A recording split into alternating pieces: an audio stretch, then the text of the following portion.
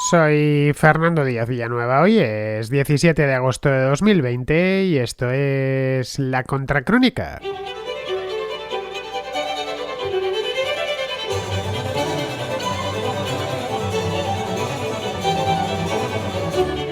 Kamala Harris, senadora por California y candidata en las primarias demócratas, no llegó a formalizar totalmente su candidatura porque se retiró antes, pero al menos hizo intención a lo largo del año pasado. Bueno, pues esta mujer fue elegida por Joe Biden la semana pasada como su segunda de a bordo, como su ticket, que se dice en la jerga electoral estadounidense. Ambos, Biden y Harris, serán confirmados como candidatos ya formales del Partido Demócrata a la presidencia de Estados Unidos, pues esta misma semana, en la convención demócrata que desde hoy mismo se está celebrando en Wisconsin. Harris tiene un perfil muy alto y bastante técnico, no es un perfil excesivamente político porque propiamente en política lleva poco tiempo, apenas 3 años y pico, proviene del mundo de la justicia. Antes de ser elegida senadora en el año 2017 fue fiscal general de California, donde se significó como una fiscal especialmente dura con la pequeña delincuencia. Antes de eso había sido fiscal de distrito de San Francisco. Esto la convirtió en alguien no especialmente popular en el ala más izquierdista del Partido Demócrata, donde la verdad es que no cae especialmente simpática. Más o menos lo mismo que Biden, todo hay que decirlo. El establishment demócrata se conoce que no quiere experimentos ante unas elecciones que ya están muy cercanas, ya casi podemos tocarlas con los dedos. Estamos en la segunda quincena de agosto y las elecciones son a principios de noviembre. Y bueno, que según las encuestas, Biden ya tiene en principio ganadas. Pero el de las encuestas, recordémoslo, fue el gran fiasco de las elecciones de 2016 que le terminaron costando la presidencia a Hillary, una presidencia que ella pensaba que estaba pues prácticamente asegurada. Por lo que Biden quiere hilar fino, no cometer ningún error de última hora y asegurarse hasta el último voto.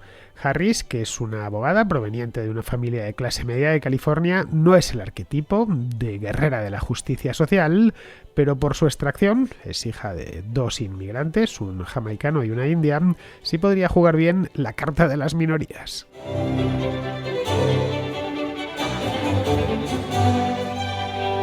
Kamala Harris fue una de los 29 candidatos que a lo largo del año 2019, del año pasado, anunciaron su intención de presentarse a las primarias demócratas. El año pasado vimos algunos, la verdad es que traté a Beto O'Rourke pensando que le traté aquí en la Contracrónica, recordadlo, a mediados del año pasado, pensando que tenía más futuro aquel hombre, y evité a Kamala Harris, a quien estuve echándole un vistazo por encima, porque pensé que era demasiado nueva. Tenía un buen currículum, la verdad, un currículum más técnico que político, pero la cosa no pensé que iba a ir más lejos. Y la verdad es que al principio no fue más lejos, porque se retiró de esta primera carrera, de esta primera criba que se produce en las demócratas estadounidenses a lo largo del año previo, y luego ya en enero del año electoral es donde se hacen oficiales las candidaturas y se concurre a las elecciones primarias propiamente dichas.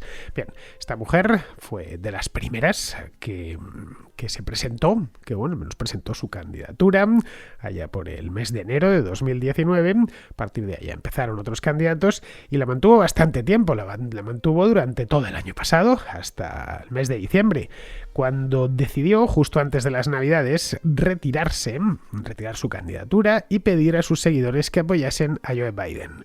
Era una mujer conocida, no una gran celebridad nacional, por supuesto, pero desde luego en su estado natal, que es California, no solo es senadora, sino que además había sido durante bastantes años fiscal general del estado, por lo tanto en California era muy conocida. Bien, las primarias propiamente dichas arrancaron poco después de la retirada de Kamala Harris, arrancaron en el mes de enero. Aquí las estuvimos viendo con bastante detalle, especialmente a lo largo de los meses de febrero y marzo.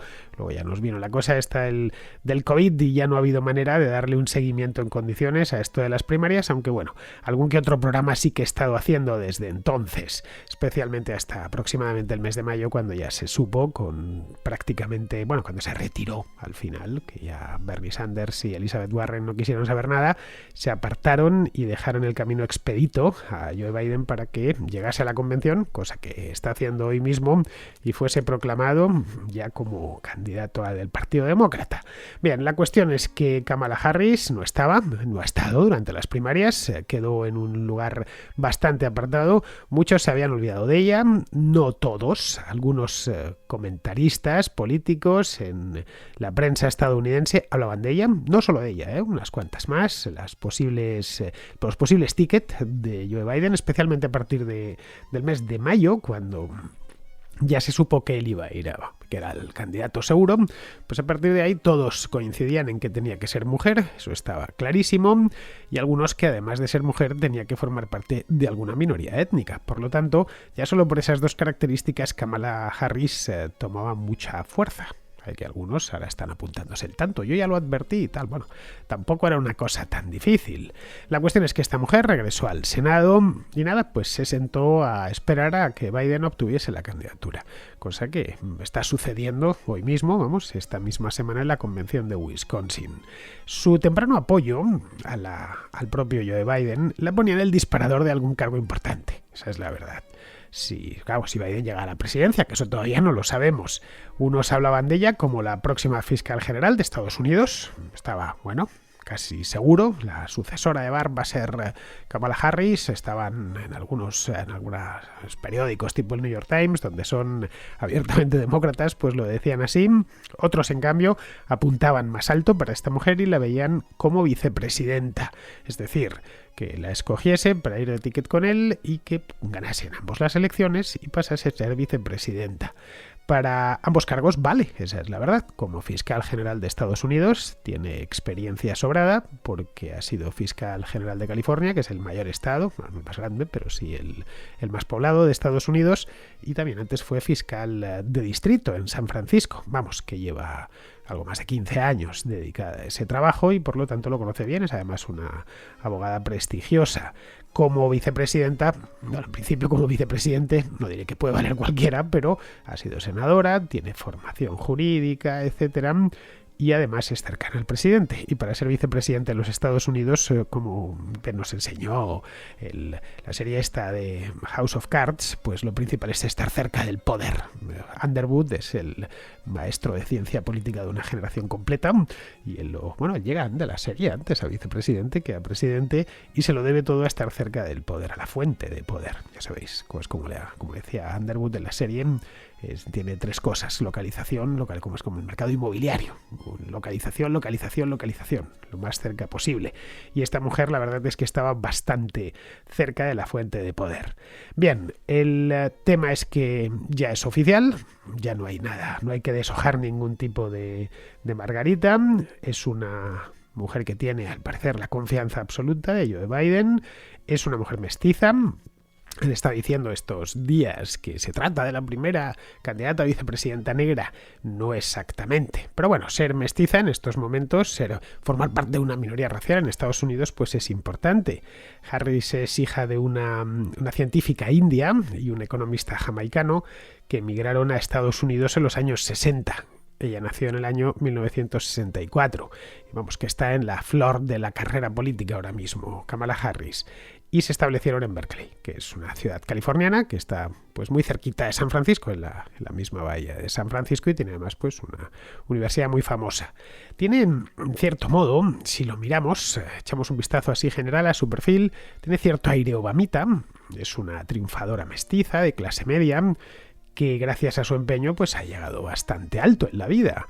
Y fue a la universidad en Berkeley, por cierto. Leí que había estudiado, lo cual pues tiene toda lógica, habiendo nacido allí, habiéndose criado allí, y además con muy buenos resultados académicos, y luego pues ha hecho una carrera dentro de la judicatura, de la fiscalía, bastante próspera. No se llega a fiscal general de un estado como California si realmente no vales para ello, aunque los fiscales generales en California pues se tienen que presentar a la elección. Elecciones que, por supuesto, ella ha ido ganando a lo largo de los años. Luego, además, el año pasado, en enero, veíamos cómo, aparte de sus triunfos personales, se atrevía incluso a presentarse a las primarias a nivel nacional, siendo como era pues un perfil conocido casi exclusivamente en California, y que vivía a la sombra de otros grandes del Partido Demócrata. Léase Elizabeth Warren, léase, por ejemplo, Bernie Sanders, por supuesto, Beto O'Rourke también, unos cuantos, Buttigieg, que es el que tuvo mucha fuerza al principio, del alcalde de Bend, en Indiana, que tuvo mucha fuerza al principio principios de año, vamos, que era una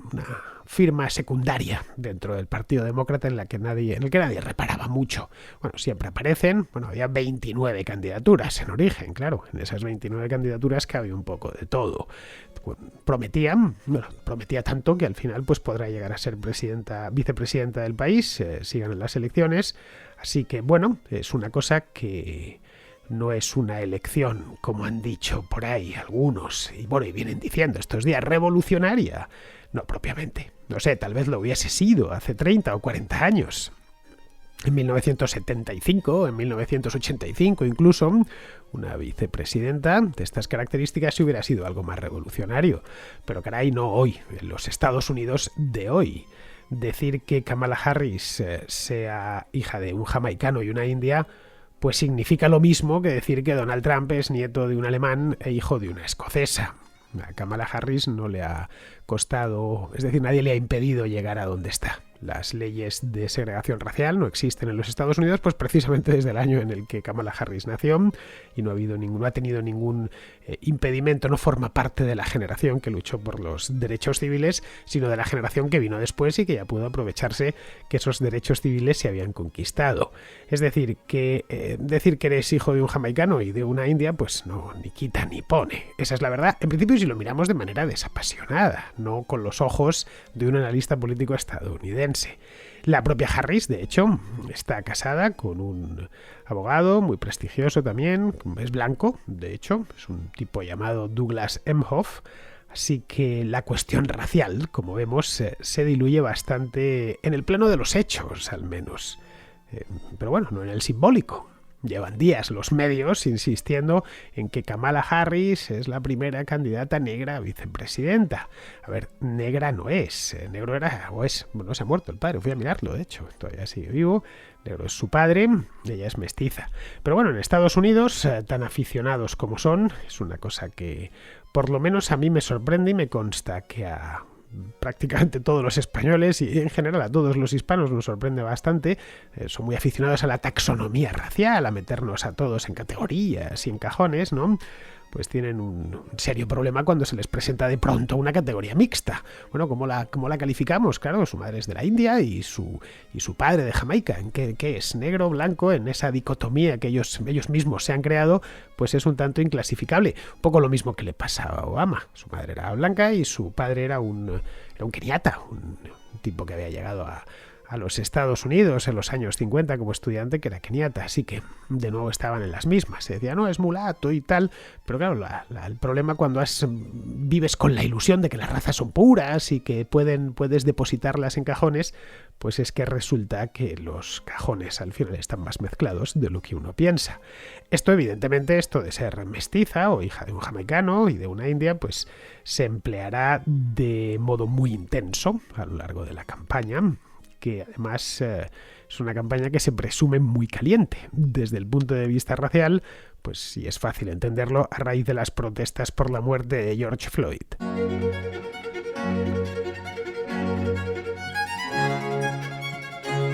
Otra circunstancia que se aprovechará, y además esto creo que incluso más que lo de la raza, es el hecho mismo de ser mujer. Aquí sí que tenemos, no es la primera vez, pero no abundan mucho las candidatas. Candidata a presidenta solo ha habido una en toda la historia de Estados Unidos, que fue Hillary Clinton en las últimas elecciones, y tampoco abundan en la candidatura a vicepresidencia, es decir, no han figurado mucho como ticket en los últimos 200 y pico años. Hasta la fecha solo ha habido dos candidatas a vicepresidenta, Geraldine Ferraro, que fue la mano derecha, era la mano derecha, fue de la mano, con Walter Mondale del Partido Demócrata en el año 1984, y luego la recordaréis ya, yo lo de Geraldine Ferraro no me acuerdo, del año 84 yo no seguía la información política y menos aún la de los Estados Unidos, es decir que esto lo he tenido que aprender en un libro de historia, pero la segunda vez, que fue en 2008, con John McCain, vino una mujer de Alaska, la gobernadora de Alaska, que se llamaba Sarah Palin. Bueno, se llamaba y se sigue llamando porque Sarah Palin no se ha muerto, que yo sepa.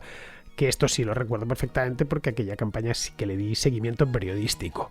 Bien, en ambos casos, tanto Geraldine Ferraro como Sarah Palin perdieron las elecciones, aunque no fue por su culpa, sino porque justo en 1984 Reagan era completamente imbatible y luego Obama en el año 2008 estaba empezando su fulgurante carrera de 8 años por la presidencia. Claro, ante eso pues ya podías presentar a una mujer o a quien quisieses, que no había manera. Frente a Obama en 2008 no había nada que hacer, y frente a, incluso con un buen candidato que tenían los republicanos en aquel entonces, que era John McCain, que en paz descanse porque murió hace poquito, y bueno, el candidato por antonomasia republicano, que era Ronald Reagan, un tipo que no, intratable en los años 80. Si nos fiamos de las encuestas, Harris podría ser la excepción. Es decir, después del fracaso de Ferraro en el 84 y de Palin en 2008, pues aquí nos podríamos encontrar con que Kamala Harris se convierte efectivamente en vicepresidenta. Sí, vamos con las encuestas en la mano, insisto. Ya sabéis que las encuestas las carga el diablo, y más en los Estados Unidos. Tengo las últimas aquí y todas la verdad es que le dan la victoria más que sobrada a los demócratas, a Joe Biden. Todos los casos hasta oscila entre aproximadamente 6-7 puntos de ventaja, más o menos. Donald Trump se está quedando en estas encuestas en torno al 40-42% de voto, mientras que Biden, ya digo, hay encuestas todos los días, así que en esto hay mucha variedad, pero aproximadamente entre el 49 y el 51, más o menos. En alguna le da más, en alguna algo menos, pero vamos, que aproximadamente la cosa se queda por ahí. Vamos, una victoria sin ninguna duda. Ojo, esto es voto popular, que ya sabéis que al final quien pone al presidente de los Estados Unidos es el colegio electoral, que tiene que ver, pero de manera indirecta, con el voto popular. Eso hasta que no sean las elecciones, pues la verdad es que no lo sabremos. Suele ir de la mano el voto popular y el colegio electoral, pero no siempre sucede. Bien, volviendo sobre Kamala Harris, es una mujer joven, tiene 56 años, muy bien llevados, por cierto, y además es una mujer talentosa, con una carrera profesional en la que ha tenido mucho éxito. Prácticamente toda su carrera la ha hecho en el ámbito legal o judicial, mejor dicho. Es senadora desde hace poco, desde el año 2017, por lo que, a diferencia de Joe Biden, apenas tiene historial político y trapos sucios que sacarle y echárselos en la cara. Joe Biden es todo lo contrario. Lleva en esto desde antes de que yo naciese, es decir, lleva en esto 50 años en las cámaras, o casi 50 años en las cámaras, y además fue vicepresidente de Obama durante 8 años. Los capitostes de la izquierda del Partido Demócrata nunca se sintieron demasiado a gusto con ella, como os decía al principio. Es una mujer muy pragmática, muy poco amiga de la confrontación, de lo poco que se sabe, porque es que lleva 3 años y pico en el Senado, y esto le separa de gente como Bernie Sanders o como Elizabeth Warren, y es además, por lo visto, bastante proclive al apaño, a la negociación, a templar gaitas. Vamos, que encaja como un guante con Joe Biden. Esa es la verdad. El perfil de Joe Biden no tiene ningún secreto porque, como decimos en España, está más visto que el tebeo. Ninguno de los dos, de cualquier manera, es especialmente ideológico. Biden no lo es, y esta mujer al parecer tampoco. Igual nos da una sorpresa cuando llega la vicepresidencia, por hoy, y hasta la fecha ya ha tenido tiempo de hacerlo. 3 años y medio es tiempo más que sobrado para mostrar tus cartas. Quizá las has tapado, no lo sabemos, pero no tiene un perfil ideológico. Es de estas que dan una de cal y otra de arena, y se mueven además con bastante soltura en Washington. Biden la verdad es que andaba algo preocupado por el flanco izquierdo del partido, es decir, los sanderitas y los warrenitas, que casi pues han montado partido aparte. Así que confían, yo creo, en que el sexo y la raza de Harris pues les aplaque. Más o menos ya tiene algo de alpiste para echarles, y eso es todo lo que les va a dar, y poquito más, porque lo que de verdad quita el sueño a Biden y a los jefes de la campaña demócrata es el voto masivo, no es el voto del qué sé yo, el hippie, por ejemplo, de California. Bueno, el hippie de California votará a esta mujer porque creo que es californiana como él, pero el voto de izquierda o extrema izquierda de Nueva Inglaterra, ese que están de Bernie Sanders, el voto millennial muy radicalizado, muy ideologizado, a fin de cuentas, a efectos prácticos, es minoritario. Lo que hace que un partido gane en los Estados Unidos son las grandes masas de voto blanco. Sigue siendo la mayor parte del país, sigue siendo todavía blanco. Así que el voto demócrata blanco de clase media puede quedarse en casa. Y si se queda en casa, Joe Biden se puede despedir de la Casa Blanca. O peor aún, que termine ese voto o parte de ese voto votando a Donald Trump por su defensa cerrada de la ley y del orden. Más en estos tiempos, en los que ha habido saqueos y disturbios en las ciudades, pues hay más demanda de ley y de orden. Harris ahí tiene mucho que decir. No deja de ser una exfiscal famosa, muy famosa en San Francisco, por, entre otras cosas, haber elevado la tasa de condenas. Al parecer esta mujer, algunas condenas, que la tasa de condenas era del 50% y se la llevó al 80%, una cosa así, a lo largo de sus años como fiscal, vamos, dentro de su jurisdicción. Esto evidentemente es un buen argumento a favor de la ley y el orden. El votante, a fin de cuentas, no suele bajar al detalle y se queda con los grandes titulares. Si Biden hubiese escogido, por ejemplo, a Elizabeth Warren, pues habría dado cierta validez a la acusación de que los demócratas son realmente un partido de extrema izquierda que quieren instaurar una república socialista. ¿Qué tal? Que forma parte y sigue formando parte de todo el argumentario de Trump y de la campaña de Trump.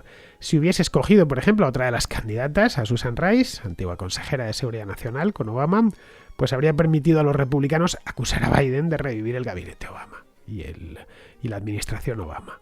Y además, donde esta administración naufragó de manera más estrepitosa, que fue en política exterior. Podría decirle, bueno, aquí tenemos a los de siempre que vuelven, que fracasaron una vez y van a volver a fracasar otra. Los dos llevan mucho tiempo en esto. Pero claro, encontrar una línea de ataque contra Harris a mí se me antoja bastante más difícil. Su historial político es breve, brevísimo, y está circunscrito al mandato de Donald Trump. Vamos, que llegó al Senado unos días antes de que Trump lo hiciese a la Casa Blanca, en enero del año 2017. Su historial judicial es bastante más largo y es cualquier cosa menos demócrata, o al menos lo que últimamente se tiene por demócrata. Se opuso, por ejemplo, a la legalización de la marihuana, que es legal en California desde hace un tiempo. Defendió la pena de muerte, aunque luego ella asegura que a título personal, es decir, como Kamala Harris o como ciudadana, está en contra de la pena de muerte, pero la defendió. Recurrió las sentencias que ordenaban al Estado de California, por ejemplo, aliviar el hacinamiento en las prisiones, y apoyó que se denunciase a los niños indocumentados, los inmigrantes, obviamente, ante la Dirección Federal de Inmigración. En fin, yo creo que es todo perfectamente comprensible, que no responde tanto a principios como a obligación. Es decir, como fiscal general tenía que defender la legislación vigente. A un fiscal se le pide eso, al igual que a un juez. No se le pide que nos dé su opinión. Para eso están los políticos, para eso está el legislador, no el juez ni el fiscal. Tienen que aplicar lo que por la letra de la ley, no opinar sobre ella, ni interpretarla. Bueno, el juez sí que puede interpretarla, pero vamos, desde luego no inventársela. Como senadora, cuando ya no era fiscal, trató de meterse ya en la piel de una reformadora y formó parte de la comisión que elaboró hace solo un mes un proyecto de ley de justicia en la policía. Este proyecto establece algo así como un estándar nacional en el uso de la fuerza por parte de la policía, prohíbe las órdenes de arresto en caso de narcotráfico para que no se pueda producir pues lo de George Floyd, y amplía los poderes de los fiscales generales de cada estado. Luego ya como propina introdujo una propuesta para despenalizar la marihuana, yo creo que para quitarse aquello que había hecho previamente como fiscal general de California. Aquí habría que preguntarse, ¿cuál es la verdadera Kamala Harris? ¿La anterior, la actual, la fiscal general, la senadora? Pues seguramente ambas. Es algo muy similar al propio Biden. Es el arquetipo de demócrata acomodaticio y oportunista y pragmático que, aspira a una base electoral lo más amplia posible. La propuesta, en principio y sobre el papel, parece prometedora para los intereses electorales del Partido Demócrata. Ya veremos en qué se queda cuando esa propuesta tenga que aterrizar en el mundo real.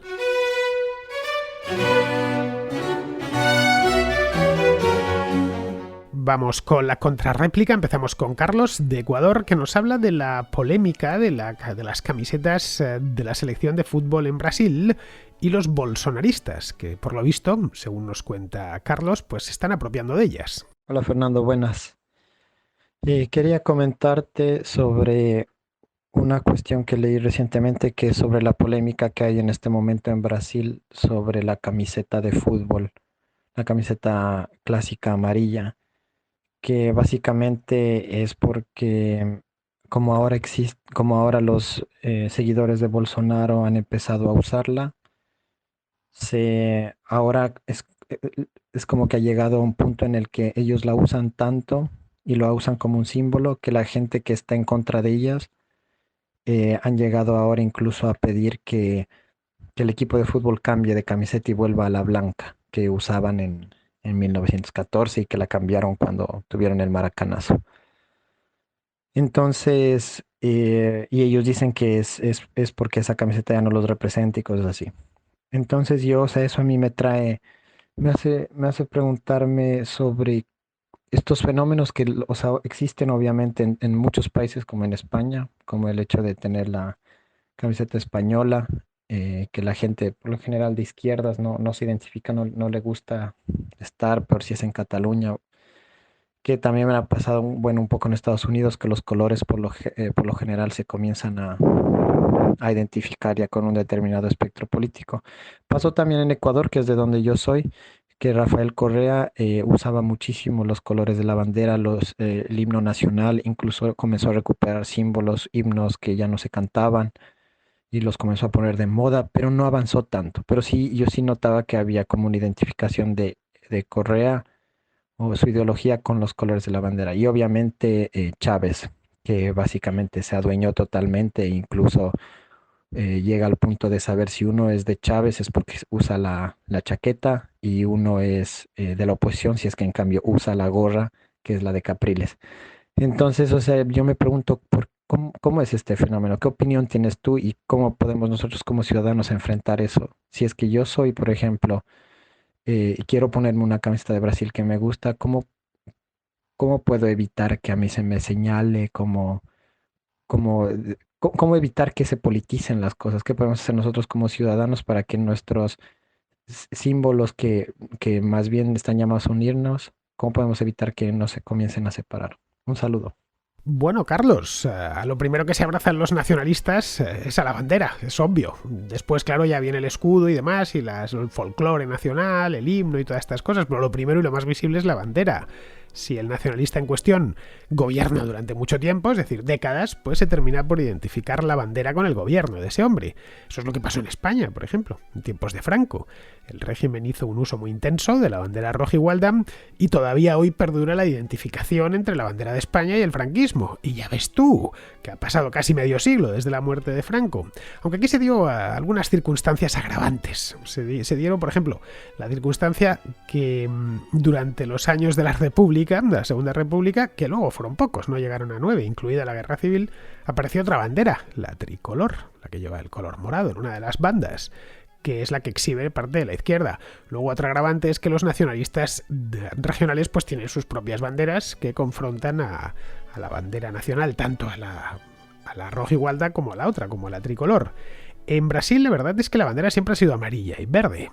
Lo que se incorporaron luego posteriormente con la proclamación de la República en 1889, porque antes de eso Brasil fue un imperio, fue el globo celeste, tan famoso de color azul, con las constelaciones las constelaciones que se ven en Río de Janeiro. Esto es curioso, esas estrellitas que se ven dentro del globo de la bandera de Brasil son las estrellas que se ven en las estrellas principales, que se ven en Río de Janeiro el día 15 de noviembre, que es el de la proclamación de la República.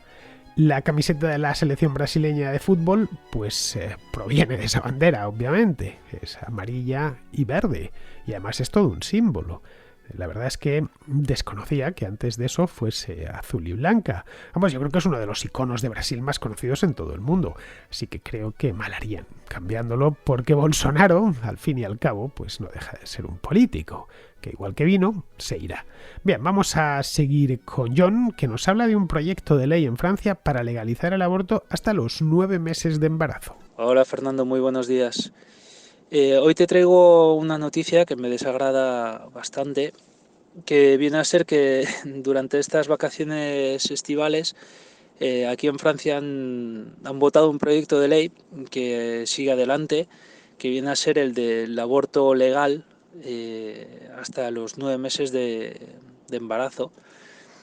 Me parece una barbaridad que se proponga una cosa así, con, con el simple hecho de que una madre embarazada de 9 meses o de casi 9 meses diga que se siente angustiada y que quiere abortar y que se le dé el poder de abortar. Lo siento mucho, pero la gente que está a favor del aborto legal y seguro y demás, pues no creo que esto sea un aborto ni legal ni seguro, porque es matar a un ser humano. Esto sí. Un feto de un mes, bueno, hay vida, puede haber problemas, complicaciones futuras y demás, que se detenga este tipo de situación, lo puedo llegar a entender, que ponga en peligro la vida de la madre o que el feto no sea viable, bueno, eso lo puedo entender, sería una cosa que se puede debatir, no seré yo quien decida. He tenido 2 niñas y no me quiero imaginar un ser vivo dentro del vientre de su madre con 8 meses, que pese igual unos 3 kilos o 2,5 kilos, que coja y decida una mujer que en este momento de su vida está muy angustiada, que diga, no, no, no, es que no quiero tenerlo, lleva 8 meses dentro de mi vientre y bueno, pues hacer cachitos esto y quitarme este problema de encima, no quiero seguir adelante. Me parece una salvajada, lo siento mucho explicarlo así, igual soy demasiado crudo en mis explicaciones, pero me parece excesivo este tipo de situaciones. He mirado las cifras en España y los abortos llegan casi a los 100.000 al año, los legales declarados. En Francia no me he tomado la molestia de mirarlo porque es que me da náuseas solo el pensar que quieran aceptar este tipo de cosas. Creía que aquí en Francia las cosas serían un poco más con lógica. Ya veo que no, que seguimos en la edad medieval donde cualquier cosa vale. Eh, Así que nada, te lo dejo aquí y abro el debate, aunque me parece que no debería de haber debate con una vida ya de casi 9 meses. Venga, un abrazo muy grande y bueno, como siempre, felicidades por seguir ahí al filo. Se lo leí a Hughes el otro día, a Hughes, el columnista de ABC, pues hace 2 o 3 días, y me pareció espantoso. A los 9 meses el niño está completo y listo ya para nacer. Vamos, es algo simplemente monstruoso, indescriptible. El aborto en Francia es legal durante las 12 primeras semanas del embarazo y luego por lo visto se puede prolongar si existe riesgo de muerte para la madre. Bien, esto es una cláusula que tiene el aborto en el caso de que la madre vaya a morir, pues que se lleva al 6.º mes, pues se puede practicar el aborto. Lo que quieren introducir ahora es un supuesto nuevo en esa prórroga, que el embarazo provoque, y esto es literal, angustia psicosocial a la madre. Caray, es algo tan vaporoso que cualquiera puede alegar angustia psicosocial pues casi para cualquier cosa. En fin, espero que esto no pase de ahí, es decir, que se quede simplemente en proyecto. Bien, seguimos con Yeri de Las Palmas, que nos cuenta una anécdota sobre la persecución a Podemos. Buenas tardes, Fernando. Te hablo para preguntarte. El otro día estuve en una fiesta así con amigos y demás, y salió el típico que está en contra de los políticos y que él está a favor de la gente, y bueno, lo típico, vamos, que es una persona que me decía que básicamente los políticos eran malos y corruptos, y cuando yo le tiraba puntas de que ahora le había salido al PSOE el caso de la Caja B y demás, lo único que me dijo fue, no, es que a él le están persiguiendo, a Pablo Iglesias le llevan persiguiendo años. Claro, claro, es verdad, o sea, a Pablo Iglesias el pobre le persiguen, ¿sabes? En fin, él se notaba que era de izquierdas y que era progre. Y claro, decía lindezas y tonterías varias, pero resulta que él me daba la razón en casi todos los argumentos que yo le daba, de decir, bajar impuestos, ayudar a la gente, no sé qué, y hasta le costaba admitir que sí, que había que ayudar a evitar que las empresas fueran fiscalmente arrasadas. Y le costaba, porque se nota que es un progre. Pero siempre me dijo una cosa que fue para lo que te mando este audio. Porque me dijo que no, que siempre ponen a Venezuela como ejemplo de país de izquierda, porque Venezuela, que no es un país comunista, que es verdad, porque yo creo que el gobierno de Venezuela no es comunista, no porque no quieran, sino porque son demasiado incompetentes para llegar a un comunismo. Pues claro, él me decía que no, que la gente siempre pone ese país como ejemplo, pero nunca pone los países nórdicos como ejemplo de ideología de izquierdas y de socialismo. Y yo hago la misma, se lo dije, le dije, es que no son países socialistas. Y él se puso, ¿cómo que no? No sé qué tal. Y yo le decía que no, o sea, si tú miras su economía, hasta ellos mismos te dicen que no son socialistas. Y él decía que sí, coño. Y yo pregunto, o sea, ¿cómo le explicas a una persona así, a un progre así idiotizado, cómo le explicamos de manera sencilla para que en una charla pueda comprender que los países nórdicos no son países de izquierda? ¿Cómo se lo explicamos a esta gente que está empeñada, empecinada en, no, son de izquierda, son de izquierda, son los mejores países del mundo porque son de izquierda? Claro, porque cuando un país le va bien es de izquierda, cuando le va mal es de derecha. O sea, bueno, en fin, cosas aparte, o sea, ¿cómo explicárselo? ¿Cuál es la solución definitiva para un pequeño progre? Sentarlo a nuestro lado y decirle, ven, te voy a iluminar. Porque yo creo que está ahí la batalla cultural esa que tan famosa que los youtubers aplican. La cosa es explicarle a la gente de a pie cómo no los países que mejor van no son de izquierda. O sea, cómo son liberales principalmente. ¿Cómo explicárselo? Esa es la clave. Lo que yo creo que hay que hacer que lo entiendan fácil. O sea, ¿cuál sería tu consejo, Fernando? Y bueno, felicidades por el programa. Bueno, ya sabes que hay gente que se toma esto de la militancia en sentido literal, casi etimológico. Militancia viene de militar y eso a su vez de miles, que en latín significa soldado. Así que estos actúan pues como soldados defendiendo una causa y claro, pues con militantes como con los soldados es muy difícil discutir, al menos con la idea de convencerles de algo. Creo que lo mejor en estos casos, Yeri, es, por mi experiencia, te lo digo, es ser lo más constructivo posible, no ser hiriente bajo ningún concepto, ser dialogante y la idea es depositarles la semilla de la duda. Y luego ya que si son gente honrada, ellos ya harán el resto del trabajo dentro de sí, dentro de su propia cabeza. Pero eso sí, esto es importante, esto solo funciona si son militantes de base. Es decir, gente que la militancia no les aporta nada, bueno, más que satisfacción personal, pero no les cuesta dinero pero no tienen un sueldo, vamos. Si viven de ello o tienen serias aspiraciones a vivir de ello, no podrás convencerles absolutamente de nada. Da igual que les deposites semillas de la duda, que les des los mejores argumentos del mundo, no va a haber posibilidad, porque es que están comiendo de ello y evidentemente pues dirán sí lo que tú digas, seguramente pensarán para sus adentros, tienes razón, pero caray, yo lleno el plato de la comida con este gobierno, con este partido, con lo que sea, ¿no? Así que nada, antes de nada, mira si es que no está viviendo del tema. Entonces, si está viviendo de ese tema, olvídate, no les vas a convencer jamás. Y de la otra manera, si de verdad lo que quieres es convencerles de algo, pues es mejor la vía indirecta, lateral. Hazlo así y además no tendrás que discutir y quedará mal con un amigo que a fin de cuentas es un amigo y la amistad está muy por encima, pero muy por encima de la política. Bien, vamos ahora ya a terminar, porque veo que se me acaba el tiempo. Vamos con Pizarro, que nos habla, pues eso mismo, de los problemas de Podemos. Un político es alguien dispuesto a vivir a costa de los demás, mientras les dice a los demás cómo han de vivir. Y si llega al poder, les obliga a vivir según su particular visión del mundo a través de leyes de obligado cumplimiento. Esta prepotencia y este parasitismo hacen que sus supuestas buenas intenciones y vocación de servicio sean anécdotas. Por otra parte, el juego político es transar con los principios y verse devorado por los intereses creados, por lo que todo político acaba corrompido o conviviendo con la corrupción, esencialmente moral y frecuentemente crematística.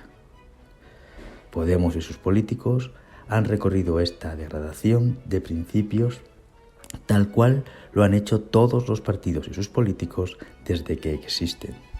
Y como todos, hará su purga y sus promesas de enmienda, como si tal cosa fuese posible.